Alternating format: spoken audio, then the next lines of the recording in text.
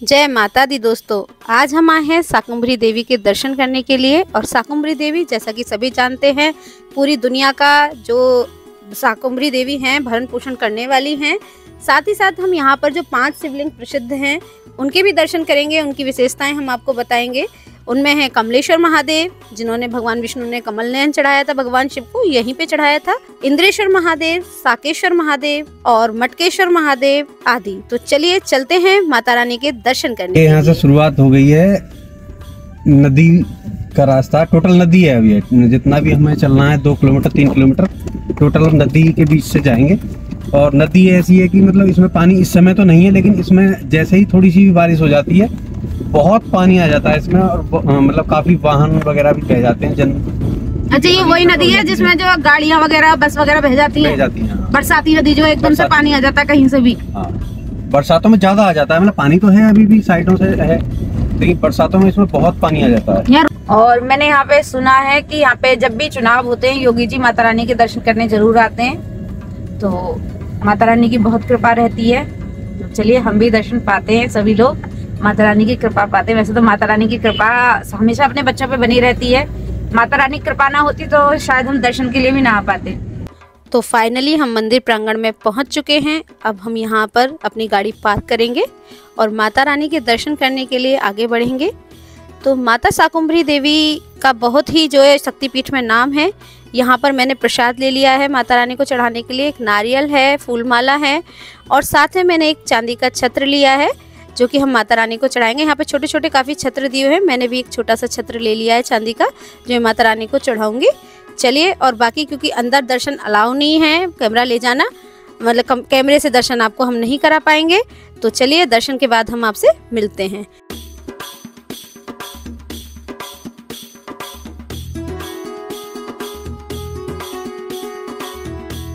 तो अभी हमने दर्शन किए माता शाकुंभरी देवी के, तो कैमरा तो अंदर अलाउ नहीं था, तो हम लोगों ने आप लोगों को मूर्ति के नहीं आसपास के दर्शन करा दिए हैं।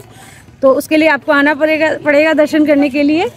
और साकेश्वरी का मतलब होता है कि जिस देवी ने, शाकुंभरी देवी का मतलब होता है कि फल और सब्जियों से पूरे विश्व का भंडार भरने वाली। जब एक बार असुरों ने बहुत ज़्यादा उत्पात मचाया था और हमारी धरती पर त्राही त्राही मच गई थी, कुछ भी खाने पीने को नहीं था और पूरे विश्व में लोग भूखे मरने लगे थे, पशु पक्षी इंसान सब। तब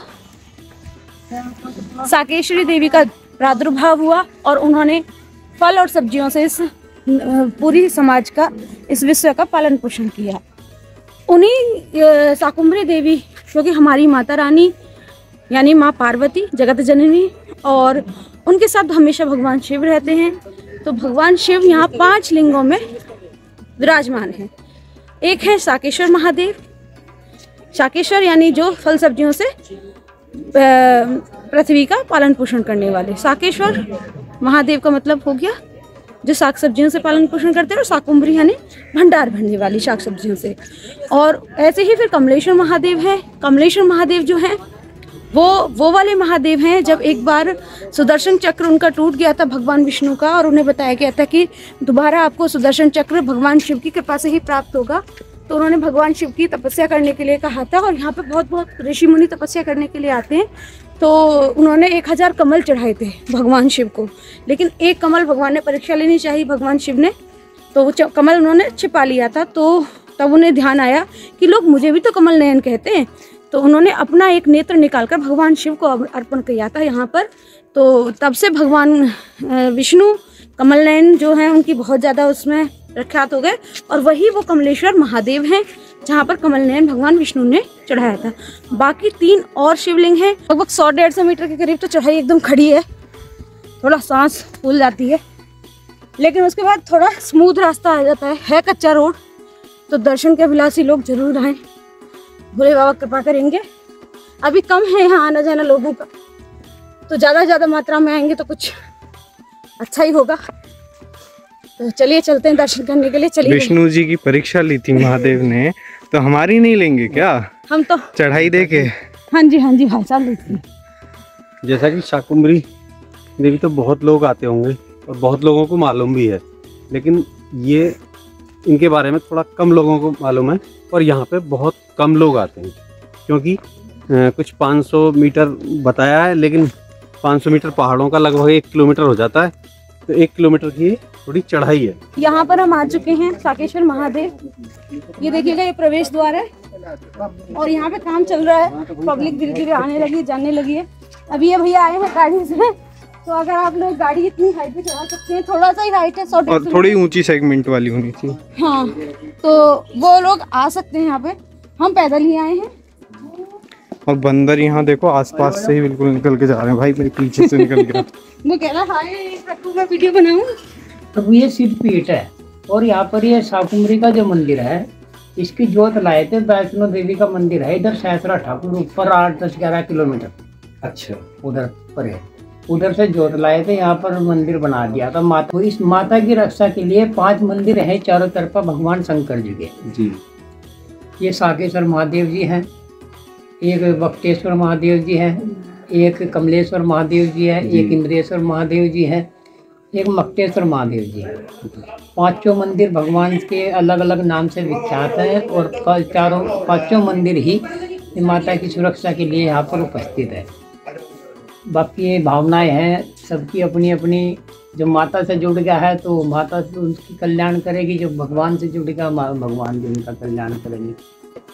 कुआं है, सबसे बड़ी व्यवस्था हमारे यहाँ कुआं है। ये इस कुएं का जल है, ये भगवान शंकर जी से प्रार्थना करके शाकुंभरी महाराज जी उन्होंने उनका ही नाम का आज भंडारा होता है कुएं के और उस गुरु के नाम का जी, आज की 2 तारीख में। जी, तो उन्होंने जो है भगवान से तपस्या करके माता ने, भगवान जी ने आशीर्वाद दिया था यहाँ पर जल खोदो। ये कुआं खोदा हुआ है, 40 फुट का एक कुआं है जी, इस कुएं में नीचे शिला है, एक कण की उंगली का छेद है जी, और उसी छेद से सारा जितना भी जल आ रहा है सब उसी छेद से वितरण हो रहा है। जी। कुआं है वो बहुत प्राचीन कुआं है और इसमें मतलब इतना, मतलब जितनी जो हमारी छोटी उंगली होती है इतना बराबर छेद है और जो इसके जल कभी नहीं सूखता है, इसमें हमेशा आता रहता है और बहुत मीठा और अलग ही टेस्ट है इस जल का।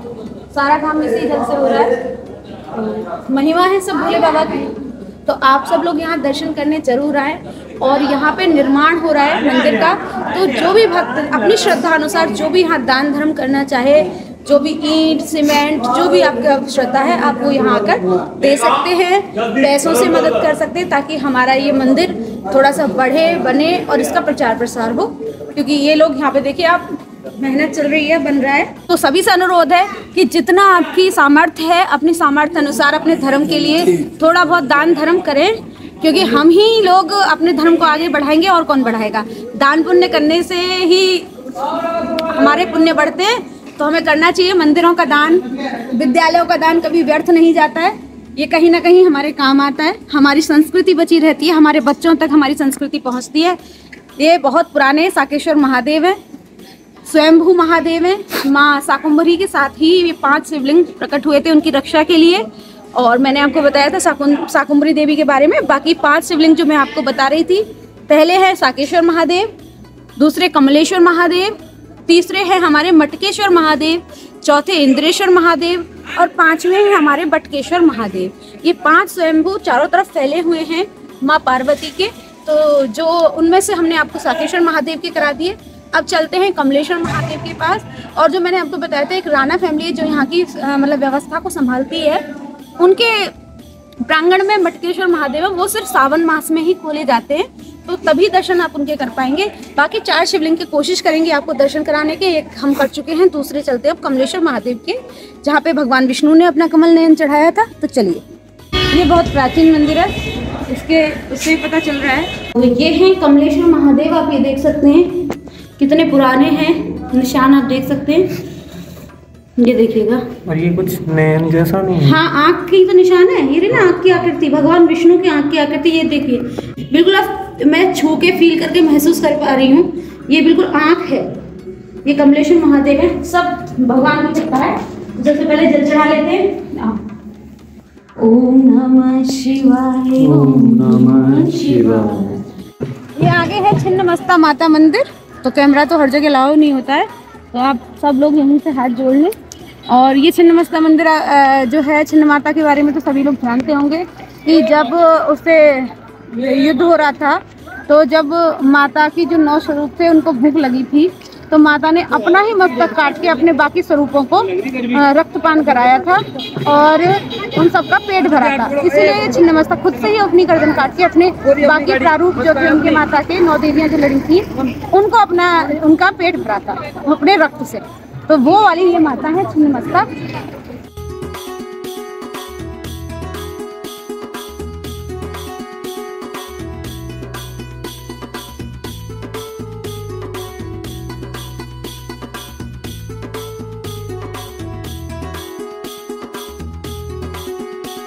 अब हम तीसरे महादेव के पास आए हैं जो हैं इंद्रेश्वर महादेव, और वहाँ के हम आपको भी दर्शन कराएंगे, हम भी दर्शन करेंगे और वहाँ के बारे में भी आपको थोड़ा सा बताने का प्रयास करेंगे। जो भी हमको जितना पता चल पाता है तो वो हम आपके साथ भी शेयर करेंगे।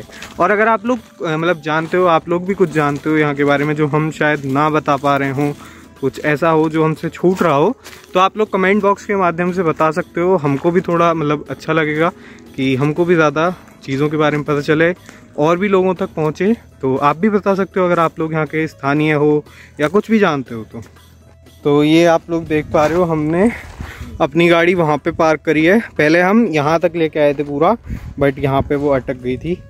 तो हमने लोकल से पूछा था गाड़ी यहाँ तक आ जाएगी नहीं आएगी, क्योंकि सबसे मेन चीज़ यहाँ पे जो सबसे मेन चीज़ है भाई, वो डर लगता है बंदरों से।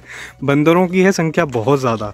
तो अगर आप लोग आते हो थोड़ा ग्रुप में आना, कि वैसे तो कहते हैं कि बंदर दुखी नहीं करेंगे, बट फिर भी थोड़ा सा संभल के ही अपने पड़ाव पर यानी भोले बाबा के चरणों में सामने ही माता काली के दर्शन आप कर सकते हैं। काली आपको दिखाई देंगी, काली एंड दुर्गा के पूरे रूप में है।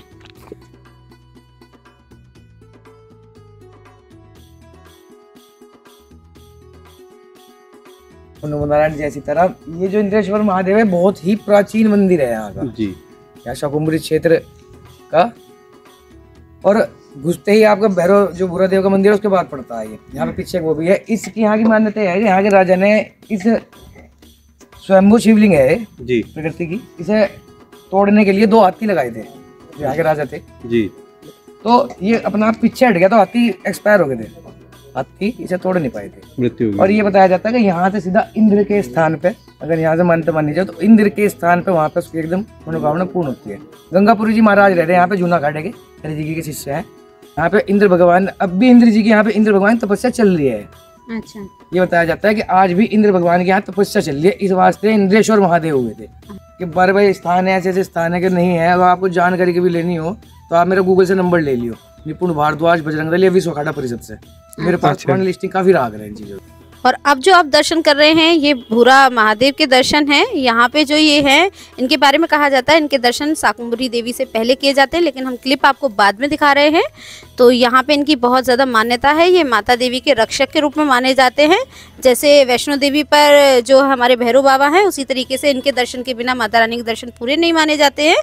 तो उम्मीद है आज की वीडियो आपको पसंद आई होगी। मिलते हैं फिर किसी ऐसे ही किसी मोड़ पर नई वीडियो के साथ। तब तक के लिए जय माता दी, और कमेंट बॉक्स में जय माता दी लिखना ना भूलें। आपका एक कमेंट हमारा हौसला बढ़ाता है। तो मिलते रहेंगे ऐसे ही किसी नए सफर पर। धन्यवाद।